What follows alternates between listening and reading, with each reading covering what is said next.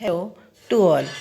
आज हम सहसंयोजी बंध का निर्माण बैलेंस बॉन्ड थ्योरी के आधार पर कैसे होता है इसको समझेंगे, जिसके लिए आवश्यक है कि हम पहले ओवरलैपिंग समझें, क्योंकि इस सिद्धांत के आधार पर सहसंयोजी बंध का निर्माण ओवरलैपिंग प्रक्रिया के द्वारा ही होता है। ओवरलैपिंग क्या है? ओवरलैपिंग दो परमाणु ऑर्बिटलों का संयोजन है। जब दो परमाणु ऑर्बिटल परस्पर संयोग करके या संयोजित होकर आपस में एक आणविक ऑर्बिटल का निर्माण करते हैं, मॉलिक्यूलर ऑर्बिटल का निर्माण करते हैं, तो उसे हम ओवरलैपिंग कहते हैं। ओवरलैपिंग हमेशा दो ऐसे परमाणुओं के मध्य होता है, ऐसे परमाणुओं की ऐसे ऑर्बिटलों के मध्य होता है जिनके बाह्यतम कोश में कम से कम एक अयुग्मित ऑर्बिटल हो, अर्थात हमेशा अनपेयर्ड इलेक्ट्रॉन वाली ऑर्बिटल ही ओवरलैपिंग में पार्टिसिपेट करती है। ठीक है ना? तो इस तरीके से विभिन्न ऑर्बिटल, चाहे वो एस हो, पी हो या डी ऑर्बिटल हो, जब एक दूसरे से संयुग्मित होती है तो उसे हम ओवरलैपिंग कहते हैं या अतिव्यापन कहते हैं। अतिव्यापन के फलस्वरूप जो आणविक ऑर्बिटल बनता है उसमें दोनों इलेक्ट्रॉन परस्पर एक आकर्षण से जुड़ जाते हैं, जिसे सहसंयोजी बंध कहते हैं। इस प्रकार बना हुआ सहसंयोजी बंध दो प्रकार का होता है, जिसे हम सिग्मा और पाई से डिनोट करते हैं। 11th क्लास में आपके केवल सिग्मा और पाई बंध ही है। आगे चल के अगली क्लासों में यह एक और बंध बनता है डेल्टा, जो कि डी ऑर्बिटल के अतिव्यापन से बनता है। ओके, तो अतिव्यापन के प्रकार को हम आज के वीडियो में समझते हैं कि किस प्रकार से परमाणु ऑर्बिटल अतिव्यापित होकर के सिग्मा और पाई बंध का निर्माण करते हैं। तो स्टार्ट करते हैं आज का यह वीडियो।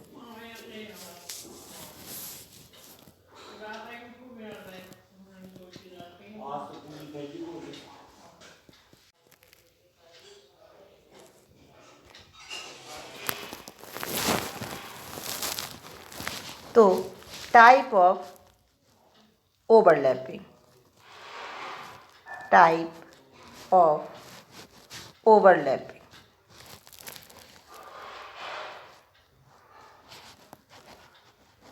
ओवरलैपिंग, ठीक है। ओवरलैपिंग या जो अतिव्यापन है वो तीन प्रकार से होता है। मैं आपको चार्ट से बता देती हूँ किस तरीके से बनेगा अतिव्यापन। यह अतिव्यापन का प्रकार है। कितने प्रकार से होता है अतिव्यापन? तीन प्रकार से होता है। पहले आप देखिएगा, यह एस अतिव्यापन है। जब एस ऑर्बिटल से मिलती है तो उसे हम एस अतिव्यापन कहते हैं, और जब एक एस दूसरे की पी ऑर्बिटल से मिलती है तो उसे एस पी और अतिव्यापन कहते हैं, और जब पी ऑर्बिटल से मिलती है तो उसे पी अतिव्यापन कहते हैं। यह पी अतिव्यापन भी दो प्रकार से हो जाता है। एक होता है सम्मुख अतिव्यापन, जिसे हम कोएक्सियल कहते हैं, और एक होता है पार्श्ववर्ती अतिव्यापन, जिसे हम लैटरल बोलते हैं। पार्श्ववर्ती अतिव्यापन, ठीक है, लैटरल या पार्श्ववर्ती अतिव्यापन। तो इस प्रकार से यह अतिव्यापन होते हैं। जब एक परमाणु की एस ऑर्बिटल दूसरे परमाणु की एस ऑर्बिटल से अतिव्यापन करती है तो उसे हम एस अतिव्यापन कहते हैं। जब एक परमाणु की एस ऑर्बिटल दूसरे परमाणु की एस पी ऑर्बिटल से अतिव्यापन करती है तो उसे एस पी अतिव्यापन कहते हैं। और जब दोनों परमाणुओं की पी ऑर्बिटल परस्पर अतिव्यापन करती है तो उसे हम पी अतिव्यापन कहते हैं। और यह पी अतिव्यापन दो प्रकार से होता है, सम्मुख अतिव्यापन और पार्श्ववर्ती अतिव्यापन। तो जब एस अतिव्यापन होता है तो सिग्मा बंध का निर्माण होता है। एसपी अतिव्यापन होता है तब भी सिग्मा बंध का निर्माण होता है, और जब सम्मुख अतिव्यापन होता है तब भी सिग्मा बंध का निर्माण होता है।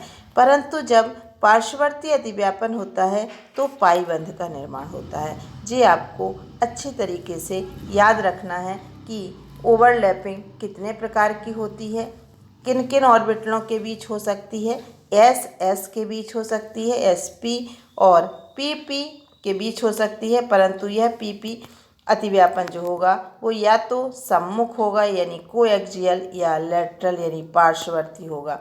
जब यह पार्श्व रूप से आपस में ये संयोग करते हैं, अतिव्यापित होते हैं, तो पाई बंध का निर्माण होता है।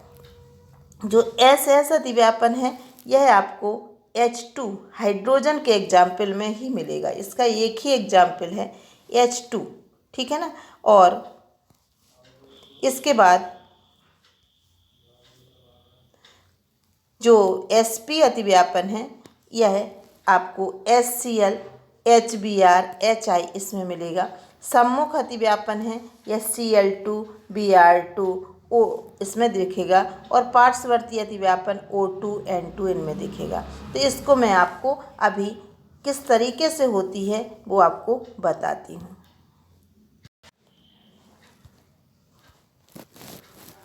तो अब हम देखते हैं कि एस एस अतिव्यापन किस तरीके से होगा, इसको मैं आपको बता देती हूँ। कि जैसे H2 का निर्माण है, H2 का बनना किस तरीके से, इसमें हाइड्रोजन का एक हाइड्रोजन, इसका इलेक्ट्रॉनिक विन्यास है 1s1, मतलब दोनों का 1s1 हो गया।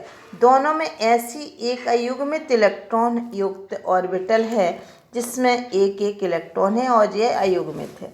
जब यह दोनों ऑर्बिटल एक दूसरे के नज़दीक आती हैं तो इनमें पास आती है तो इनकी ऊर्जा में वृद्धि होती है।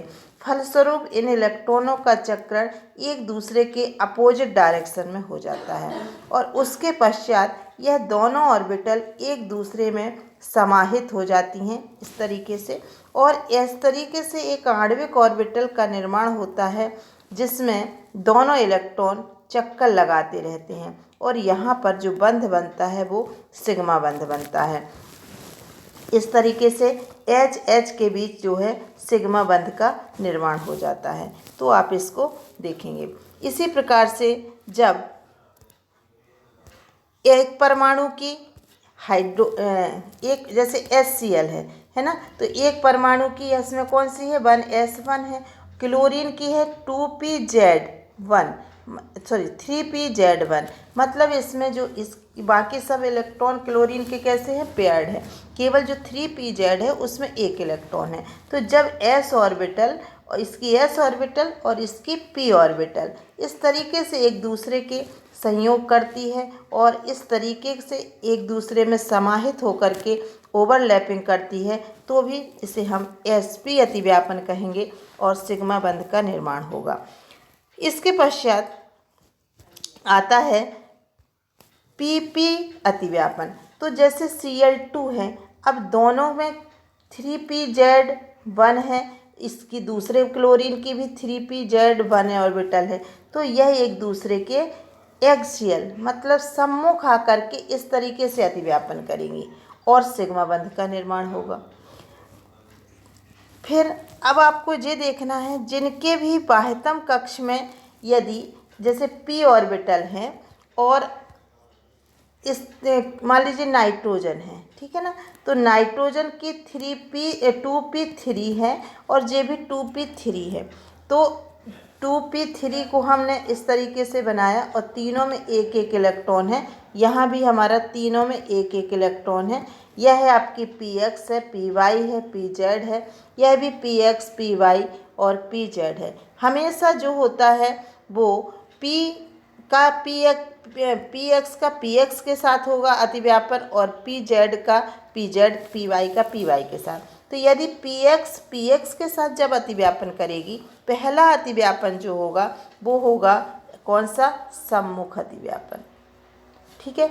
और दूसरा और तीसरा होगा पार्श्ववर्ती अतिव्यापन। दूसरा पार्श्ववर्ती कैसे होता है, इस तरीके से यह पार्श्व रूप से एक दूसरे के सामने आ जाते हैं और इस तरीके का एक आणविक ऑर्बिटल बनता है जो कि 2 भागों का बना हुआ प्रतीत होता है।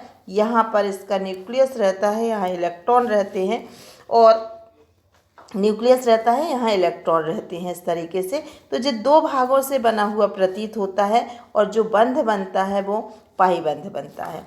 तो आप देखेंगे कि जो पहला ऑर्बिटल भाग लिया वो कौन सा अतिव्यापन करेगा, सम्मुख अतिव्यापन, और जो दूसरा पी वाई और पी जेड करता है वो पाई बंध बनाता है। इसीलिए नाइट्रोजन के बीच में जो ट्रिपल बॉन्ड होगा वह 1 सिग्मा और 2 पाई बंध होंगे। कोई भी हो, कहीं भी अगर ट्रिपल बॉन्ड है तो 1 सिग्मा और 2 पाई बंध बनते हैं। अगर देखिए अगर सिंगल बॉन्ड है तो केवल सिग्मा बंध बनेगा, क्योंकि इनकी एक पी ऑर्बिटल खाली है, चाहे वह पी एक्स हो या पी जेड हो। यदि डबल बॉन्ड है, O2 बन रहा है, तो इसमें 2 ऑर्बिटल खाली हैं पी की, पी वाई और पी जेड। तो जो पी वाई है वह सिग्मा बंध बनाएगी पी दूसरे के पी वाई के साथ, और पी जेड के साथ पाई बंध बनाएगी। अगर ट्रिपल बॉन्ड है तो एक जो पी एक्स है वो सिग्मा बंध बनाएगी और पी वाई और पी जेड पाई बंध बनाएगी। तो इस तरीके से ओवरलैपिंग होती है, उसके फलस्वरूप सिग्मा और पाई बंध का निर्माण हो सकता है। अब आप पहचान सकते हैं कहीं भी किन्हीं भी 2 तत्वों के बीच, चाहे वो समान हो या असमान, अगर डबल बॉन्ड है, जैसे कार्बन ऑक्सीजन के बीच डबल बॉन्ड है तो 1 सिग्मा 1 पाई होगा। अगर सिंगल बॉन्ड है कार्बन कार्बन के बीच 1 सिग्मा होगा। कहीं भी चाहे 2 असमान परमाणु हो या समान परमाणु, कहीं भी अगर ट्रिपल बॉन्ड है तो 1 सिग्मा 2 पाई, और सिंगल बॉन्ड है तो सिग्मा, यानी 2 परमाणुओं के बीच सिग्मा बॉन्ड 1 से अधिक नहीं हो सकता। सिग्मा बॉन्ड 1 ही रहेगा और पाई बंध 1 या 2 हो सकते हैं। तो इस तरीके से ओवरलैपिंग होती है और 2 परमाणुओं के बीच एस अतिव्यापन, SP अतिव्यापन, PP सम्मुख अतिव्यापन और PP पार्श्ववर्ती अतिव्यापन। तो SS अतिव्यापन का केवल एक ही एग्जाम्पल हो सकता है hydrogen. SP अतिव्यापन HF, HCl, HBr, H2O etcetera NH3। PP सम्मुख अतिव्यापन के द्वारा क्लोरीन, फ्लोरीन, ब्रोमीन, आयोडीन के अणु का निर्माण होता है, और PP पार्श्ववर्ती अतिव्यापन के द्वारा O2, N2 आदि का निर्माण होता है। तो इसे आप अच्छी तरीके से वीडियो में देखिए, समझिए और प्रयास कीजिए। अच्छा लगे तो पूरा देखिएगा। Thank you.